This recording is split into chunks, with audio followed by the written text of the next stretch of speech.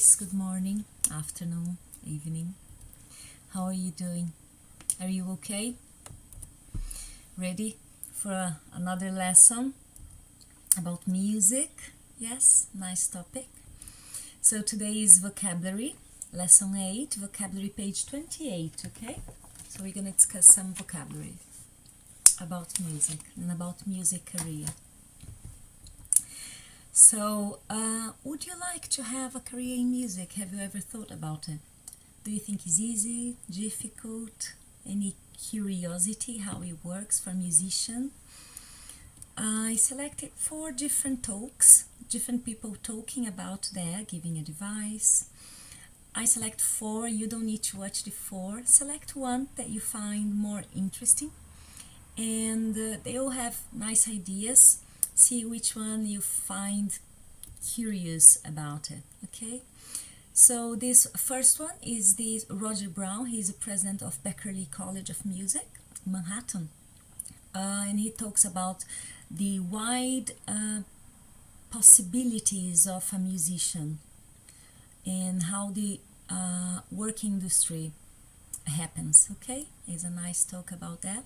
And then we have Ed Sheeran giving advice for aspiring musicians. It's a quite inspiring talk. All videos are short, okay? And then football players, doctors and skateboarders. So people there thought about have different careers. There is even this doctor who course doctor school for 3 years. And all of them talk about their music career, their own musicians. And Moby, I really like him. He's a very straightforward guy and he gives some very honest advice, and he talks about the real difficulties and real challenges about the career. Okay, so choose one out of curiosity, maybe 2. Okay, and if you think about classical music, to get a degree in classical musician course, do you know where to go? You probably do. Okay, so on your book, you're gonna have these 2 texts, and then you have to read the texts, and they talk about different things, and decide which one, text 1 or 2, talks about where can you go if you want to follow a career in music, okay? Did you find easy to understand, hard? Have a look at the words.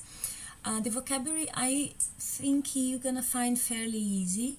They're not very difficult words. Most of them are very similar to the words you have in Portuguese, but there are a couple of curiosity that I decided to put in here for you. So have a look at these 2 words. So do you know the word record or record can be a verb and a noun according to how you pronounce it? So if you say a record, is a noun, okay? So is the thing. But if you say record, is the verb. So even though it's the same word, the same spelling, the pronunciation changes.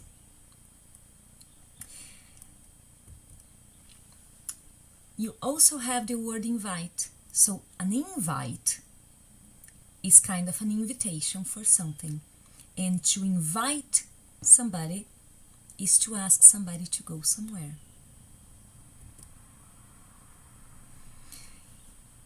A present is the most common thing, yes, if it's something you give to somebody, and to present is a verb. So there are these curiosity things, and you have a couple of these words on your book, on this unit, so I thought it was interesting for you to pay attention to that if you have never noticed that. So there you go.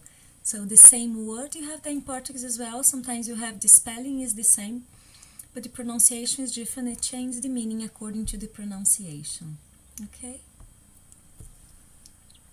So next you're gonna have, if you feel the need, after reading these 2 texts, you're gonna see all the words you're gonna be working with. If you feel the need, go to the Quizlet, click in the link and have a look at the words. There are not many words, 14 terms in there, and you have the definition and the picture, okay? Is there if you feel the need for it. And then you can do the exercises. So you have this exercise that you have to choose the correct word to complete the sentence, okay? and then another one where you're gonna use those words, but you're gonna work with the verb or the the noun of the word. Remember I said record and record. One is a verb, the other is a noun. So here you're gonna work with the verb and the noun, like compose, composition, perform, performance. You're gonna have to transform these words, okay? A little bit more challenge. And then we're gonna have a look at phrasal verbs. Phrasal verbs, a little bit harder than the vocabulary, I would say. Okay, and you have here the definitions. You have admire, somebody that becomes calmer or quieter, easily noticeable, and also relax after a period of stress or excitement. You need to find the correct phrasal verbs for these definitions. Do you know them? Let's have a look. Here, if you look up to someone, it shows that you have a great respect for a person and the way the person behaves. So it's somebody you would like to follow, okay? Somebody that inspires you sometimes.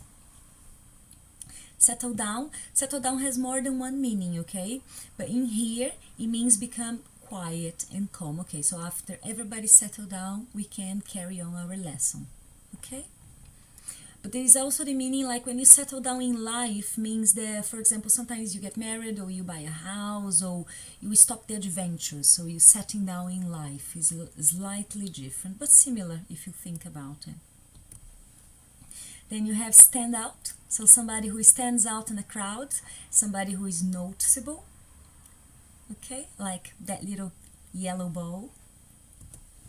And the last but not least, wind down. So when you wind down, is normally you use that expression when you been through a stressful time and then you finally can relax. So it's important to wind down in life. Yeah, it's important to slow down a little bit. Okay, so it's that moment of calm and relaxing. And that's it. Really short lesson. Very quick page to complete. I believe most of you should do it like 10 minutes, okay? The answers are on the PowerPoint and on Google Classroom. Have a look and check how well you did. And thank you for listening. See you next time.